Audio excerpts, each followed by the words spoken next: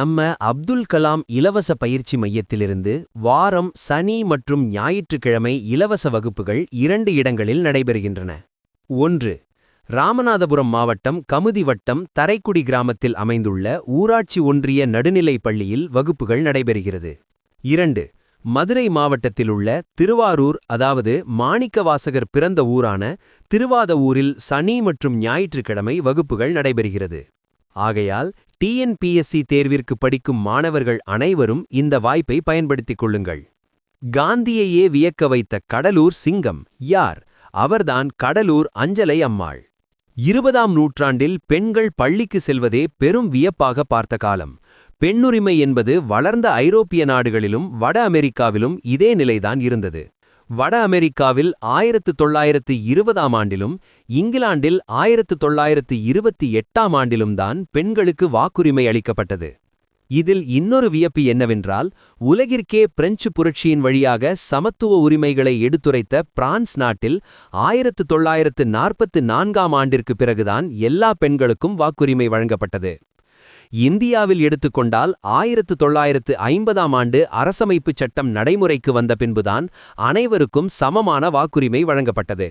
அஞ்சலையம்மாள் பிற்படுத்தப்பட்ட சமுதாயத்தில் ஒரு நடுத்தர வருமான குடும்பத்தில் பிறந்து விடுதலை போராட்டத்தில் தன்னை இணைத்துக் கொண்டு பல ஆண்டுகள் சிறையில் இருந்தார் என்பதை நினைக்கும்போது நமக்கு பெரும் வியப்பினை அளிக்கிறது.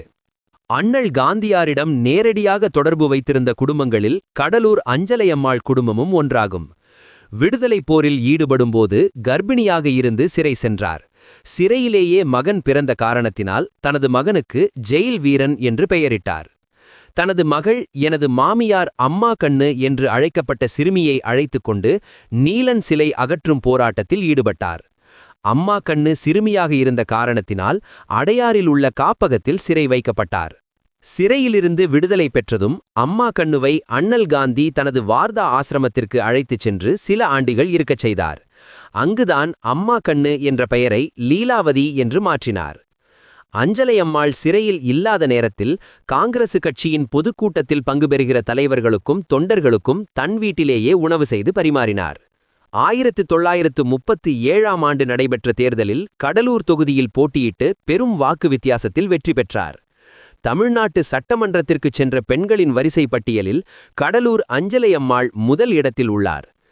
விடுதலை வேள்வியில் பங்கு பெற்று பின்பு இந்திய கம்யூனிஸ்ட் கட்சியின் நிறுவன உறுப்பினராக இணைந்து 9 ஆண்டு 6 மாதம் இந்தியாவின் பல மாநிலங்களில் உள்ள சிறைகளில் இருந்தவரும் மார்க்சிய அறிஞரும் பன்மொழி புலவருமான காரா ஜமதக்னியை சிறையில் சந்தித்து தனது மகள் அம்மா கண்ணு என்று லீலாவதியை திருமணம் செய்து கொள்ள வேண்டும் என்று அஞ்சலையம்மாள் கேட்டுக்கொண்டார். காரா ஜமதக்னி சிறையிலிருந்து விடுதலை பெற்றவுடன் பதிவு திருமணத்தை எளிய முறையில் செய்து கொண்டார்.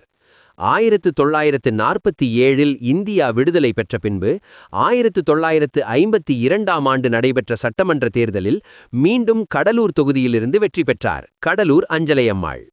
இத்தகைய அர்ப்பணிப்புகளை நாட்டின் விடுதலைக்காக செய்த கடலூர் அஞ்சலையம்மாள் அவர்களை தென்னாட்டு ஜான்சிராணி என்று அழைத்து அண்ணல் காந்தி புகழ் மாலை சூட்டினார்.